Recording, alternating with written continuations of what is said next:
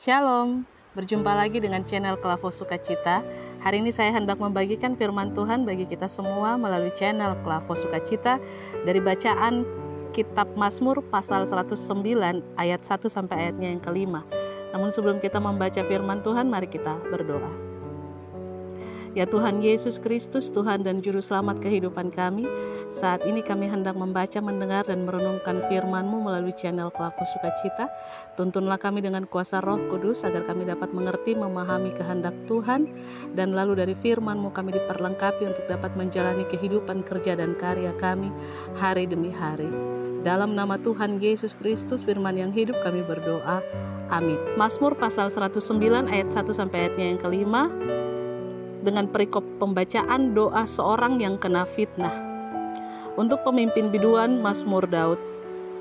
Ya Allah, pujianku, janganlah berdiam diri, sebab mulut orang fasik dan mulut penipu ternganga terhadap aku.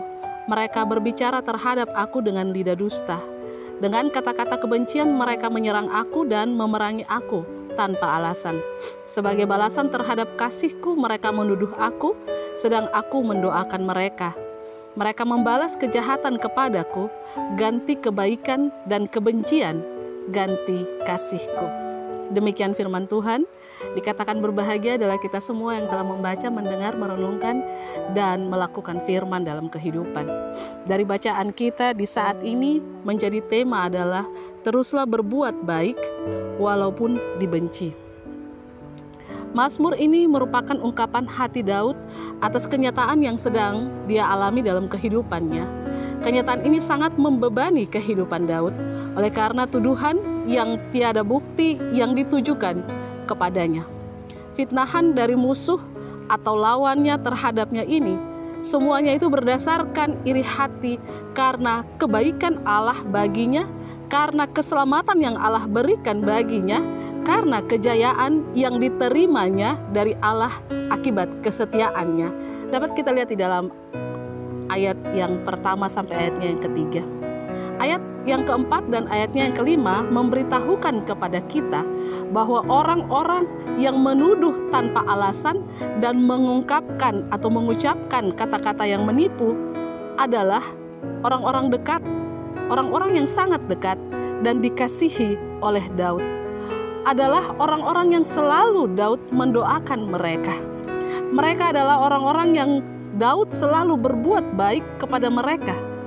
Itu berarti orang-orang ini adalah orang-orang yang menjadi bagian dalam hidup dan kesehariannya, orang yang Daud kenal dan yang dia hormati. Karena hubungan yang baik dan dekat inilah yang menyusahkan hati Daud, sehingga membuat dia memohon kepada Tuhan agar Tuhan jangan berdiam diri atas orang-orang yang berlaku demikian kepadanya. Segeralah Allah sebagai hakim menyatakan kuasa pembalasan atas orang-orang yang demikian. Dapat kita lihat di dalam ayat yang ke-7 sampai ayatnya yang ke-20 dari bacaan kita di hari ini. Demikian Daud mencurahkan isi hatinya, mencurahkan kesedihannya sekaligus kekecewaannya atas orang-orang fasik ini kepadanya.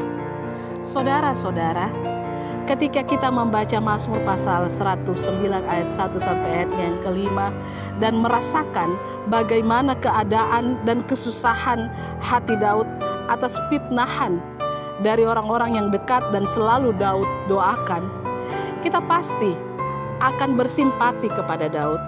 Dan mungkin kita juga akan turut menghakimi orang-orang yang demikian, yang mengatakannya dengan kata-kata yang tidak benar. Dan mungkin saja kita akan tidak menyukai orang-orang tersebut. Kita pasti akan membenci, kita akan marah kepada mereka, atau mungkin kita akan murka terhadap orang-orang ini.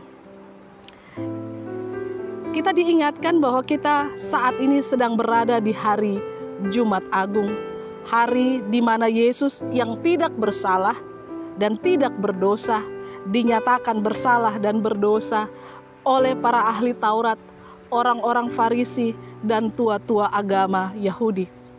Yesus yang tidak kedapatan melakukan pelanggaran harus dihukum gantung tersalib karena fitnahan orang-orang yang iri hati dan dengki kepadanya. Di dalam Yesaya pasal 53 ayat 3 dan sampai ayatnya yang kelima, ia dihina dan dihindari orang, seorang yang penuh kesengsaraan dan yang biasa menderita kesakitan. Ia sangat dihina sehingga orang menutup mukanya terhadap dia, dan bagi kita pun dia tidak masuk hitungan.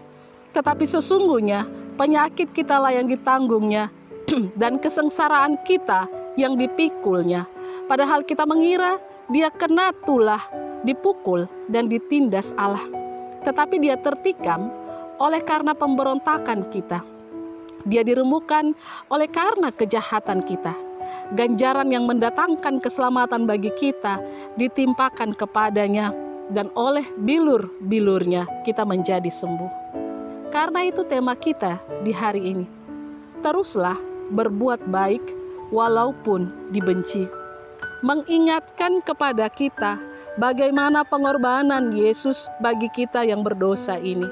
Oleh sebab itu, mengapa kita harus berhenti berbuat baik ketika kita dibenci? Mengapa kita harus berhenti berbuat baik ketika kita dihina? Mengapa kita harus berhenti berbuat baik ketika kita dimaki? Mengapa kita lelah berbuat baik ketika kita difitnah? Kenyataan yang kita alami terkadang tidak sesuai dengan yang kita harapkan. Tetapi hal itu tidak lantas membuat kita berhenti berbuat baik. Sebab Roma pasal 8 ayatnya yang ke-28 berkata, kita tahu sekarang bahwa Allah turut bekerja dalam segala sesuatu untuk mendatangkan kebaikan bagi mereka yang mengasihi Dia, yaitu bagi mereka yang terpanggil sesuai dengan rencana Allah. Itu berarti dalam keadaan yang terburuk sekalipun yang sedang dialami, kita percaya Allah sedang menyiapkan yang terbaik bagi kita. Karena dibenci orang bukan berarti hidup kita berakhir. Dibenci orang tidak akan menyurutkan penyertaan Tuhan dalam hidup kita. Oleh karena itu, teruslah nyatakan karyamu dalam dunia yang penuh dengan kebencian. Dan ubahlah kebencian itu dengan kasih dan kebaikan yang ada di dalam hidup kita, agar kemuliaan Allah semakin bersinar dalam dunia. Tuhan memberkati kita dengan firman-Nya. Amin. Mari kita berdoa. Ya Tuhan Yesus Kristus, di hari di mana Engkau mati tersalib bagi kami adalah hari Jumat Agung. Sekalian kami bersyukur dan berterima kasih Tuhan. Sesungguhnya kami adalah manusia yang berdosa yang seharusnya tersalib. Tetapi Engkau begitu mengasihi kami sehingga Engkau menggantikan kami dan menanggung segala utang dosa kami. Ajarlah kami Tuhan Yesus Kristus melalui peristiwa kematian-Mu ini, supaya kami mengingat bahwa penderitaan, persoalan dan masalah juga akan kami alami seiring dengan kami mengiringi Kristus dan memikul salib. Dan biarlah kami tetap setia, taat dan takut akan Engkau tatkala kami menghadapi berbagai cobaan, tantangan dan persoalan-persoalan, dan supaya kami tidak meninggalkan kasih ataupun keyakinan kami terhadap Engkau. Kami berdoa ya Tuhan Yesus Kristus, biarlah juga dalam hari di mana kami memperingati kematian Tuhan Yesus Kristus, ajarlah kami Tuhan, supaya kami hidup dan meresponi kasih yang telah Engkau curahkan di kayu salib terhadap kami melalui darah-Mu itu. Supaya kami meresponinya dalam ketaatan dan takut akan Engkau. Supaya kami meresponinya dengan hidup menurut kehendak dan kasih-Mu. Hamba berdoa dalam kuasa dan kasih-Mu memberkati setiap orang yang terhubung dengan channel Klavo Sukacita di mana saja mereka berada, yang sedang memaknai penderitaan dan kematian Kristus di kayu salib di hari ini. Biarlah setiap kehidupan kami, penyesalan yang telah kami nyatakan di hadapan Tuhan, Engkau menerima kehidupan kami dengan mengampuni kami, supaya kami pun hidup dan melakukan apa yang menjadi kehendak dan kasih-Mu di dalam hari-hari kehidupan ini. Terima kasih Tuhan, inilah doa, permohonan dan ungkapan syukur kami kepadamu. Dalam nama Yesus kami berdoa. Amin. Shalom, Tuhan memberkati.